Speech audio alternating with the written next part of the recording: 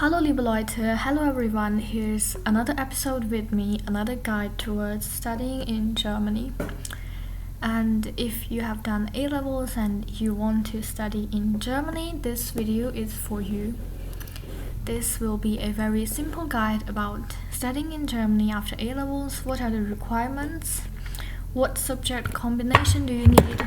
And what are the minimum grade requirements? So first of all, congratulations if you have done A levels. Your degree is recognized by ZAB, the Central Office of Foreign Education Germany. That means you are eligible to directly start your studies at a German university. And why did I say that? It is because a lot of foreign high school graduates, they need to do a preparatory year, also known as Studienkolleg, to start their studies in German university. So looking at the requirements, you need 3 independent academic subjects with a minimum grade C. Minimum grade C, that means if you have a D or an E, even if 1 D, your application will be rejected straight away. It is also worth noting that AS levels are no longer accepted. They used to be accepted previously, but they are no longer accepted, and language, maths or science are no longer mandatory. Scrolling down, Germans take care of subject relevancy very much. We can see here, if you want to do a mathematical or technical degree in Germany, for example, any kind of engineering or CS, you need to have 1 mathematics, 1 A level in maths.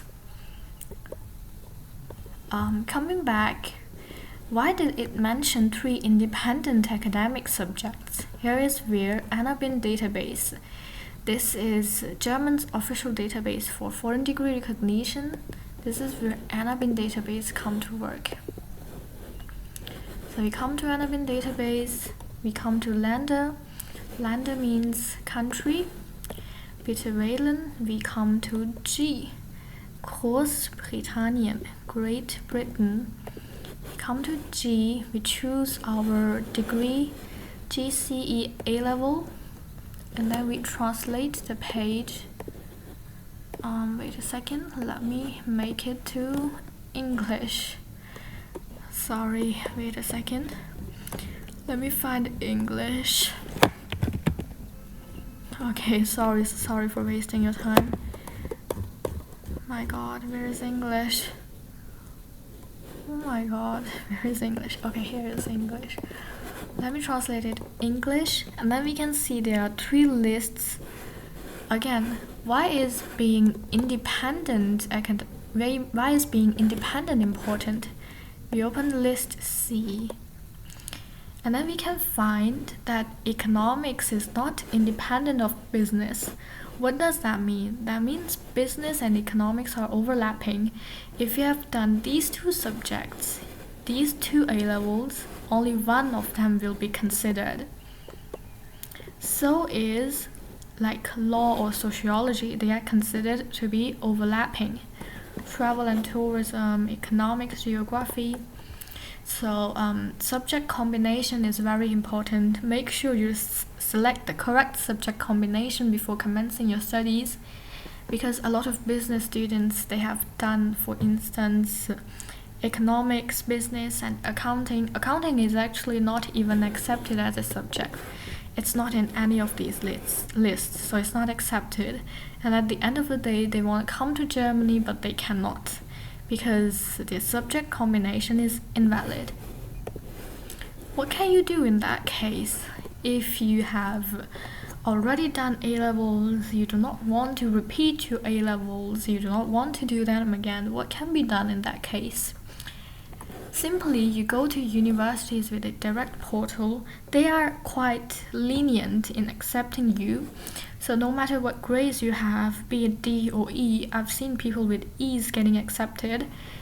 Be it D or E, or no matter what subject combination you have, as long as you pass the entry test, you are accepted.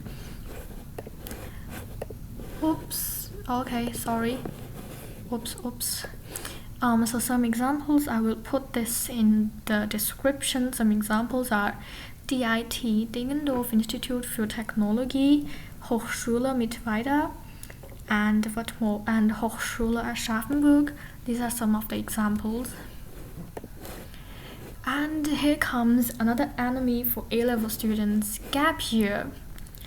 There are 2 intakes in German university, 1 summer intake and 1 winter intake.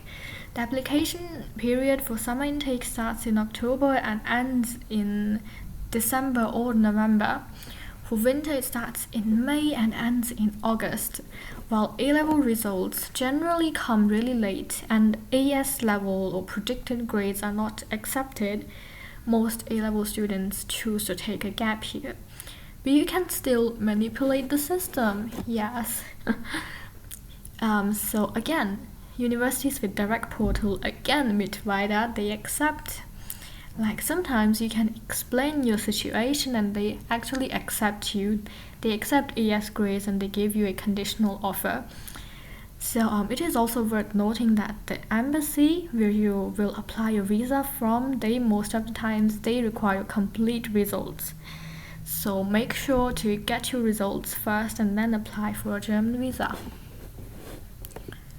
And what else? If you want to study in English, you need minimum IELTS 6.5, which is no big deal for A-level students. I've seen students not preparing anything, not studying at all, and ending up with 7.5 or 8. And then if you want to study in German, you need German B2 or C1 sometimes. If you have not reached the required level of German proficiency, you can still apply, but you will be given a conditional offer and you will have to study language for half a year, for 1 semester or 2 semesters before officially starting your degree. And then you also need letter of motivation and CV. Make sure to prepare them in advance. Although German universities, they don't really check them. They only check your grades and your language proficiency, and if you have passed, then you are admitted. Again, a lot of German universities, they have no admission restriction at all. That means if you have minimum 3 Cs and IELTS 6.5, you are simply accepted straight away. Well, if you apply on time, don't apply too late. And that is almost all for today. Thank you very much for being here. Thank you very much for being with me. And as always, vielen Dank. Have a nice day. Schönes Tag.